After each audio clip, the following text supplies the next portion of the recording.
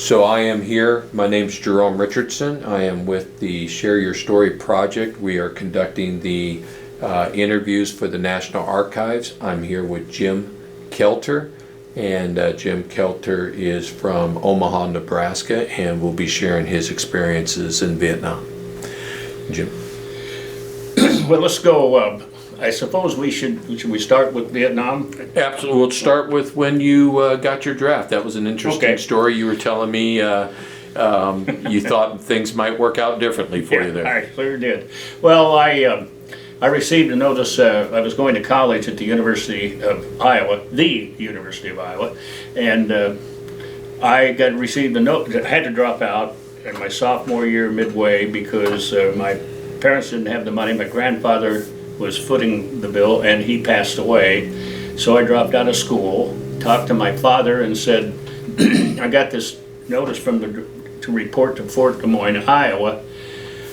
And so he said, I'll talk to a friend of mine who's on the draft board. Came back to me and he said, not to worry, they won't you can go do the physical, but when you get back, it'll be 6 months before they contact you and you'll be back in school.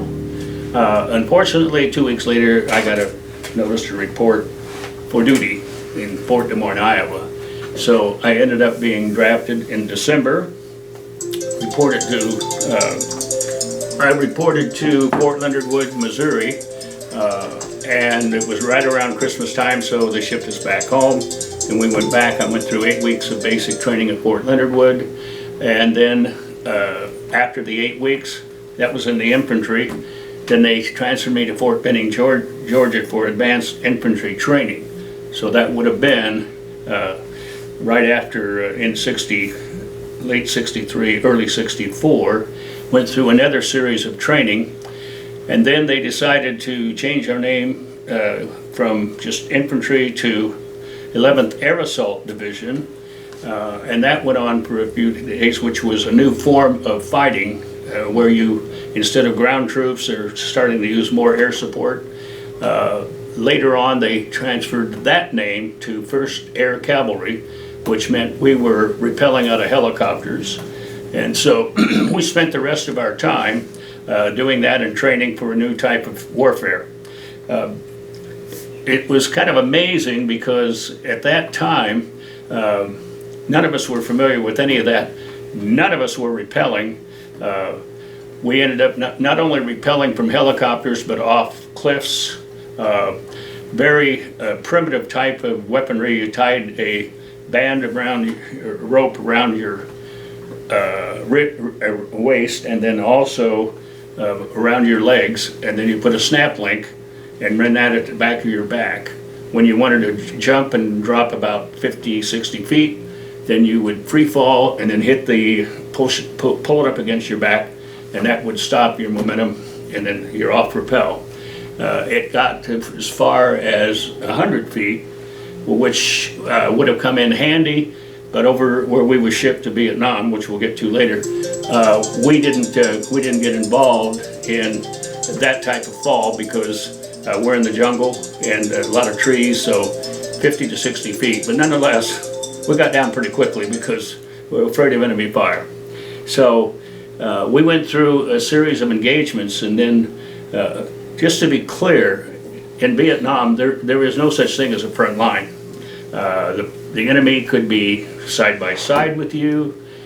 He could be lurking in the forest, and I would say the Viet Cong are the masters of camouflage. They could be within 5 feet of you, and you would have no clue. I had a friend of mine that he wasn't there, he was over there, but he wasn't there in our group. He was based in Saigon. His job was strictly intelligence. So he would go from bar to bar and try to pick up information that would be beneficial. And to give you a good example about the enemy, let's talk about sympathizers from South Vietnamese. One of the owners knew him by name and said, "Are you coming here tomorrow?" And he said, "Sure." He said, "Well, don't." He said, "Why not?" He said, "Just trust me, don't." The next day, a young girl, I don't know how old, but probably 10, 12, whatever, came in strapped with an explosive and set it off and killed several people. So it was one of those things where you were on full alert. Later on, we ended up moving around, flying around. We ended up going from On K, which is in the Central Highlands, and we would go out and check for enemy activity, fly around. They called it an eagle flight. If there was activity going on by the enemy, they would radio us and we would fly into that particular spot. We probably went through that for about 30 to 45 days, and then we happened to be called in to an area close to the Idrang Valley, and we were guarding an artillery base. Well, we loaned a company of ours, to the group that was on patrol on the ground, and they got ambushed by about 3,000 Viet Cong, and it was a bloodbath. They captured our group's mortars, started shooting mortars. We got the call. We went 3 miles over there to get into the battle. We were pinned down right away, and we couldn't move. And so the battle went on. We lost several hundred people. The next morning, we went in to the basic site and had to place up the bodies. A very tragic circumstance. One of the guys who was a medevac helicopter received the Medal of Honor because he came in and landed against enemy fire and took out several bodies. And if I want to be very graphic, we would carry bodies, which would take 2 or 3 of us because it's dead weight, over to the helicopter. There was so much blood on the helicopter they had to sweep it off. It's a gruesome sight, so obviously mentally it was a shock. The next day we went back to our base camp. Well, the enemy had scattered and they were confused. Well, they were trying to get their group together, and they happened to be located where we were going because we had built fighting foxholes out there and they were in them. And we had another battle, and that's when my friend in the foxhole had a good share of his left side of his head blown off with a mortar. I had shrapnel on the left side of my head, which was not anything to worry about because it bled, but it didn't penetrate. We evacuated him. So a couple of weeks later, they decided it might be time because we were close to being fulfilling our term of service. So we ended up being flown into Saigon, and on the way, well, I had contacted malaria. So when we landed at Travis Air Force Base, they let us, they held us out until midnight because Cal Berkeley students, bless their hearts, were throwing eggs and rocks at our soldiers. So welcome back. The first American fighting group that ever was not received. So I think in the end, I developed a very, very hostile stance toward Cal Berkeley. And in the end, I was shipped home in March of '66, went back. The only thing that I finished my education, and I think basically that's about the end of the story from that standpoint. From the other standpoint was just the bitterness that I felt. It took us 20 years for us to have a reunion, a Vietnam reunion, and it was very touching. We told some stories and found out that basically several of us had applied for disability. Good share of us were turned down, and so I decided that I was just going to give up and not worry about it, and not let it ruin my life. But in the end, I kind of thought, you know what? The next reunion, I'm going to ask around and see what everybody else's experience was. And 3 or 4 people said, well, we applied and we were all turned down, but we didn't give up. We went back, and 3 of the 4 that I know of did receive disability for whatever reason. Mine happened to be for tinnitus, where I have a constant ringing in my ears. Can we pause a minute so I can shut that off? Go ahead and just turn it off. You're fine.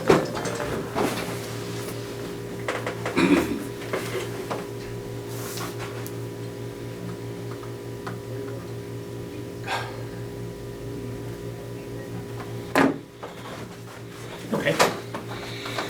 So at any rate, I got into the glass business in 1980.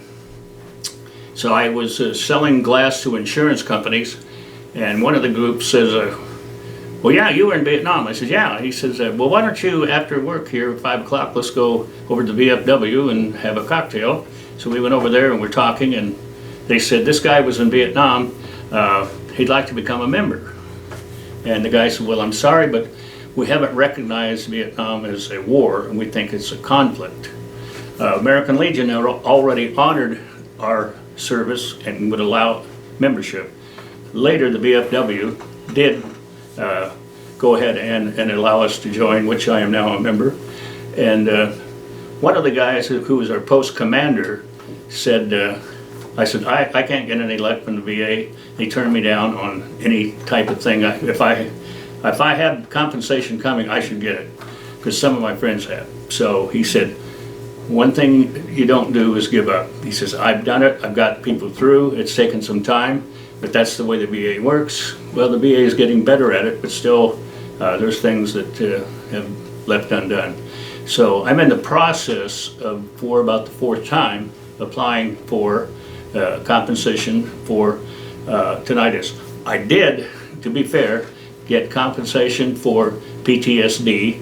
I got an interview with a psychologist, and she grilled me for about 30 minutes, and she said, okay, she said, I will get back to you. You'll receive my answer in another 7 days. And I got it, and I did get the PTSD compensation. She suggested that maybe I ought to go to hearing tests, which I did. I told the physician, Dr. Hansen, and she said, I will put it in writing and send it to the VA. It came back and said, we didn't see any evidence of anything that has changed, so we're declining your option. So I finally went back once more and did it again, and this time a different physician at the same office said, well, you were in Vietnam, you were surrounded by noise, and you have constant ringing in your ear, so in my report I'm going to say, well, he either got it in Vietnam or he didn't, but if my professional opinion is you have it, and it's from Vietnam. So I'm still awaiting the results of that. It's been, again, several weeks. So it's been about a 30-year process of trying to get compensated for things that some people are getting. And I don't know how the VA does it, but arbitrarily it seems like some do, some don't. And basically that's about the end of my story. Jim, we were talking earlier about some of the things that we have in common. What was it like for your family when you left Ottumwa to go into your 4-year service? Well, it was, my mother was responsive. My father, I know my father didn't know that I ever went to Vietnam until later. My brother was concerned when I went to Vietnam. My mother had, mail going from Ottumwa to Vietnam takes quite a while. And she noted after probably early November, she said, your letters have turned from just happy-go-lucky to seriousness, and she says, I'm very concerned. So I said, everything's okay. Well, it turned out to be not okay. Several really close escapes from getting injured and possibly killed, but made it through. My mom was ecstatic when I landed and came home, and ran into my father once when I was home, and he wanted to know what took me so long, so I had to try to explain, thinking that he might know. And so we were, as you probably can guess, kind of estranged. His lack of interest or just happy-go-lucky attitude about, so what's new with everything else. But it took a while for me to get over that, but I'm over it. He passed away quite several years ago, so I wanted to get on with my life and just enjoy still being here. Do you have children? Yes, I have 3 girls. My wife now has 2 girls and a son. We have a great family relationship with both sides, and the neat thing is unprovoked good raising by the families, very strong faith, and it shows, and I think that is so gratifying for me, and I really I just envy people that have the experiences that we've had, and I've seen not so many good stories about people that fall apart and lose track of their kids and where they are, but we have no problem in that regard. I know that I didn't have anybody in my family that joined. In fact, I was the first one in my family to go into the military. Of course, during Vietnam, my dad very early on, 1960, started his family at the age of 17. Wow. And my mom was 14. But I mention that because there was no family stories. Did any of your children ask you about your service, and have you been able to share with them your military service, especially what your experience was in war? No, that's something they don't need to know. I will say this, occasionally I will read some things. James Martin Davis was in Vietnam. He writes about this time of year in November, he would write an article about experiences in Vietnam. He wrote a book, which I have. He is a terrific writer, and he really captured the experience. But to see what I saw, I want none of the kids to understand what that was about. I think they would find it hard to believe, and I don't think they need to know about it. Occasionally, if I back to reading the book or watching the movie We Were Soldiers with Mel Gibson, Sam Elliott, it's a story of the Yadrang Valley where they cut off our troops, people died. Very moving, and when I do that, then I start to have nightmares, and then occasionally I have launched into with some friends about the experience, which I have no business doing, because they don't need to know that. They understand it, and they know what happened, but it's a short conversation, and we just don't elaborate. No, and I certainly respect that, because you do know that there are some people, from World War II, Korea, Vietnam naturally, where as I talk to my peers, because my peers, it was their parents that were in Vietnam. Sure. And many of them just would not share, and because war is hell. And my faith and my wife, we certainly know that what you put in has an effect, sure. And sometimes you don't want to put it in to begin with. But there is also value in what your service has meant to so many people. If you were to look at today's youth and you were going to share with them a anecdote or your thoughts, maybe a philosophy with them based on your experiences, how would you reach out to that next generation, or that generation skipped, our younger folks right now? Because we see monuments being torn down, and many of the people tearing them down don't even know what the monument was there, why it was there, mm-hmm. And the person, they have a story or an overview or a thought or a philosophy that they're thinking of. What advice would you give to our younger generation who has not seen the prices paid by so many Americans before them? I would have a hard time with that, because I don't think that they would truly understand what people went through. Now, the World War II thing just it touches me, because that was brutal. I mean, the atrocities, similar to Vietnam, but in Korea, I was told that 75 to 80%, and I don't know, I hope the guy had credibility, but he said, we didn't fire our weapons. Now, we know there was activity. In Vietnam, it's totally different. I don't know that I would want to even, the only thing I would say is, you know, if in this day and age there is a conflict or a war, and we were called to service, I would say I'd respond. Because I think when 9/11 happened, we were kind of apathetic about things going on around us, and we were shocked about what happened. And it was hard to believe. But if you, I think they actually did us a favor. Kind of like what the Japanese commander did after Pearl Harbor. He says, I think we just woke them up. And that's exactly what happened. And I think that's what happened in the United States. That following 9/11, if you saw shots, no matter where you were, there were American flags flying everywhere. We became true Americans and ready to stand up for our country.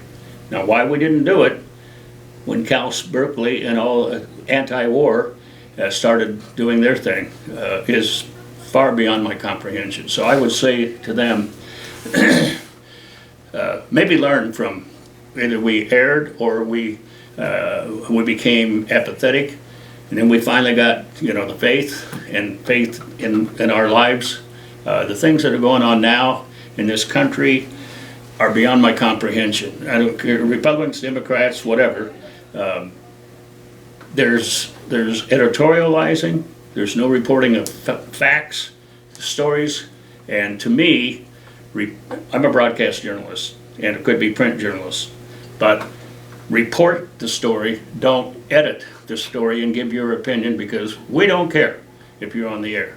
And the news media now, and I don't care which ones, all are giving their opinions, and there are a lot of people out there who are just saying, oh yeah, I agree with that, I agree with that, and they probably don't know what the other side is. So I would just tell them, keep an open mind and be a judge yourself on what you see and hear.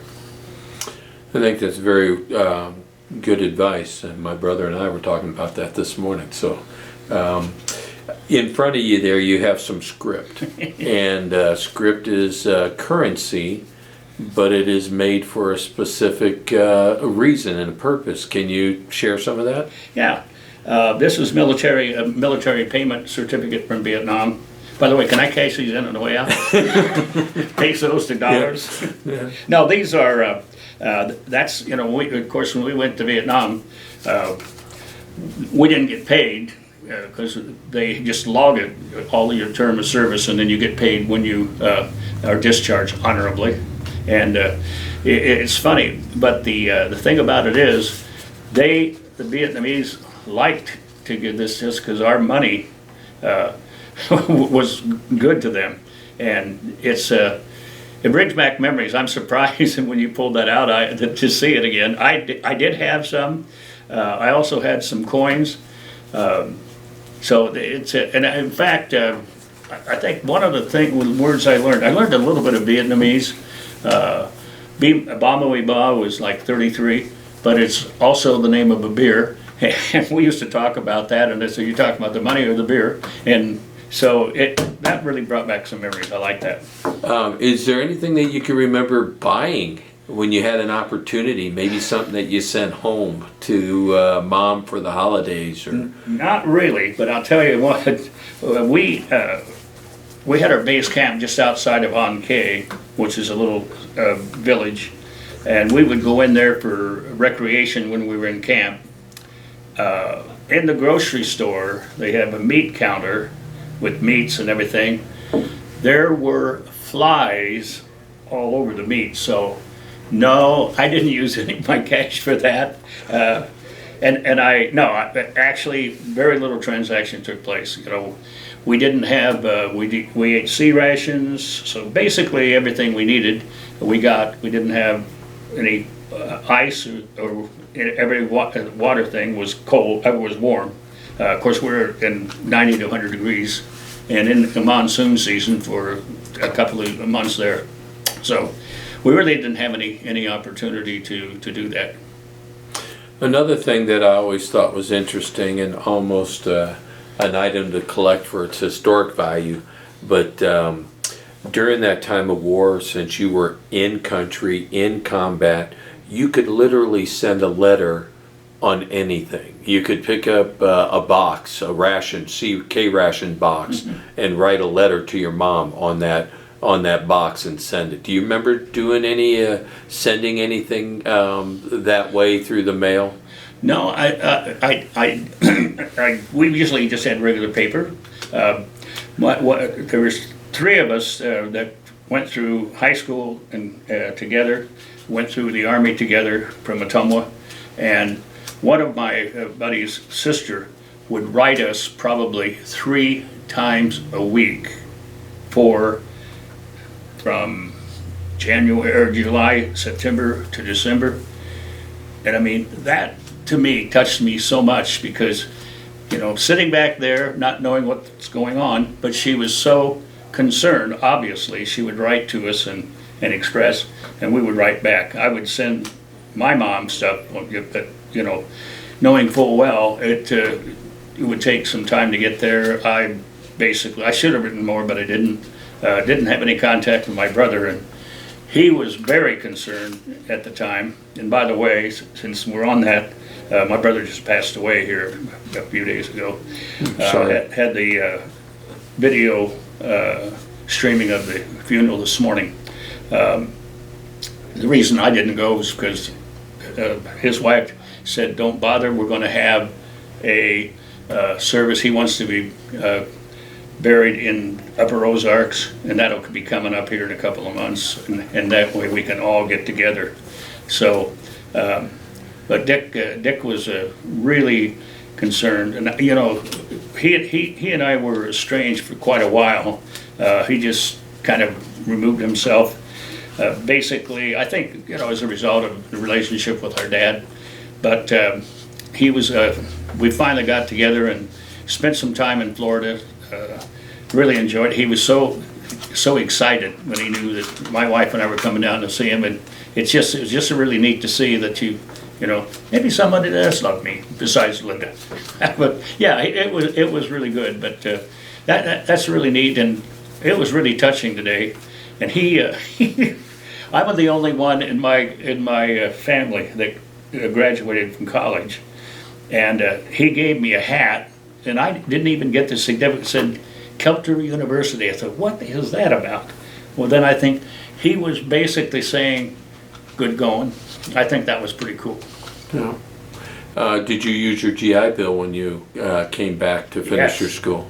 And what's funny? I actually, I applied for it, and I had basically a semester and a half to get through, and I went in and got the GI Bill, and since I had money for a change, I think it was probably March or April. I was going to graduate in June, and I was running out of money, so I went back and I said, I'm running a little short. And he said, "Well, you got plenty of money given to you." And I said, "Yeah, I know." But he says, "Oh, I'm going to give it to you." But he said, "I'm just curious about what you did with it." So I basically had the rest of my college paid for, and I'm still very appreciative of that. And again, a proud graduate of the University of Iowa. I have 2 daughters that are at the University of Iowa right now. One is in her 3rd year in nursing school and plays for the Iowa Hawkeye Band. And the other is in her PhD program, finishing up a doctorate degree in neuroscience. And so she is in a very neat school. So very proud of the University of Iowa. What brings you to Nebraska? Well, I was in radio, TV, sports, and when I graduated, a friend of mine who was also in broadcasting, and I applied for a job after college in Iowa. We got 0 response. So I wrote a letter to the Broadcast Association and said, you people talk about keeping your people in the state, and yet no one has responded to our requests. We have a college degree, and I'd just like to figure out what's going on. Well, I ended up with 2 calls, one from Mason City, one from Muscatine. A guy from Mason City said, yeah, you could do sales and you could do some sports, but he said, in sales, there are a lot of businesses you can't go into because they don't like me. I said, I think I'll pass. So I get a call from Muscatine, and he said, well, we've got a guy, very popular sports guy, that's doing it, but he's about to retire, so you could come here and work, and when he retires, you can replace him. I said, okay, that's good. So what's my duties? Well, you do a little news, do a little, play a little music, have a music show. And I said, well, how many hours are we talking? He says, I'd say 55 or 60. And I said, okay, how much would I get? He says, about 55 or $60 a week. I says, I'm sorry. So I went to Rock Island, Illinois, Quad Cities, WHBF. That's where I'm from. Oh, no, there's 2 times now. Yeah. And so at Rock Island, had a very nice guy who was a program director, and I went in and talked to him, and I said, you know, I want to be in sports. I don't want to be a director producer. And he said, well, I'll tell you what, you're our sports director. You won't believe this, but he gets sick about the time the tournament starts, basketball. So why don't you be his color guy? And you'll end up being the play-by-play guy. I'm almost positive, because for 10 years now, that's what's happened. Sure enough, it happened. When that tournament ended, and we followed the team from local all the way to the state. So when I got back, I went in and I said, I'm going to quit. I need to go somewhere else. I got this job down in a small town in Illinois. He said, well, you know, they might lure you down there, but what they tell you is not probably what they're going to do. I says, I'm going to take my chances, because I'd rather be down there doing games and stuff. So I ended up there, went to Terre Haute, Indiana, went to Evansville, Indiana, and then a guy came in and from Omaha and said, we have a guy in Cedar, or a person in Cedar Rapids that we called and said, do you know anybody in one of your cities that you want to get rid of? And he said, yeah, the guy at Channel 7 down in Evansville, he's killing the guy across the road, because he's a son of the owner and he doesn't do anything. So they came down, talked to me. I went up, and I'll tell you an interesting story. So I told them I'm leaving. I'm going to Illinois, or to Omaha. And the guy said, well, why don't you, so what would keep you here? I said, I want to do play-by-play. Well, TV. He said, all right, we'll let you do that. Guy that's doing it has sold it out, so he's not going to be happy, but that's what you want. So I went home and told my ex-wife at that I think I'll stay. She said, are you sure you want to do that? And I said, well, yeah. She said, well, if you go to Omaha, you have a bigger chance of moving on. And for those of you who are not aware, you don't stay put in any job in broadcasting until you get up to make a living. And so she said, I think moving on from Omaha would be a lot easier than moving on from Evansville. So I said, okay. So I took the job. That December, the broadcaster who flew with the team in Evansville, they had a plane crash and killed everybody on board. So talk about, you know, coming up against the gun again, and if I had stayed, then I wouldn't be doing this interview. So I did that for about 5-6 years. And in Omaha, they didn't want their TV guy at that time doing radio or TV play-by-play, so they wouldn't allow it. So I left and started doing radio play-by-play for several years, and then we started doing audio streaming, where you could listen, go to the game, and then we would do the play-by-play, archive it, and say the grandparents who can't possibly get out to see them could get online and listen to the game. And one of the feel-good stories was we did a game with Bellevue East and Creighton Prep, and Bellevue East won the game on a walk-off home run by this kid, and his father was in Afghanistan. And he wrote a letter to us and said, thank you for audio streaming that game. He says, I listened to it at 2 or 3 a.m. in the morning to hear my son hit that home run, and he said it was just wonderful. That's what makes you feel good about what we did. Nice thing to do. Now everybody's doing it. Back then, hardly anybody was doing it. Now they're doing audio and video streaming, which we did the funeral with video streaming today. It was beautiful. That's very neat story. Oh, I do have a question. When you started talking about your broadcasting career, graduating from the University of Iowa, I thought I kind of picked up something, but I just want to ask. Your service in Vietnam, with the war being very controversial, do you think that positively or negatively affected those that were looking at you for hire, for you coming on that team? That never came up. Never came up at all? I, generally speaking, all when I would apply and send in a resume, it was just basically about what my experience is in the business. Graduated with a degree in radio, TV, broadcasting. Nothing to do with my personal experience. Obviously, it could have come up in a conversation when I did the interview, but hardly anybody did it. I didn't think anybody cared because of the experience with the anti-war thing. So I just kind of let that fly, and hardly anybody did. Once in a while, some people knew. But we didn't, after hours and we would have a cocktail or something, nobody ever dwelled on, well, tell us about Vietnam. Nobody ever. Right. Because, it's just like nurses. Nurses get off duty when they go somewhere for food and drink. They don't talk about extra stuff. They talk about experiences in the hospital. And we talk about experience in broadcasting and some of the dumb things that we all do or some of the good things we do sometimes. So, yeah, it wasn't an issue that I dwelled on.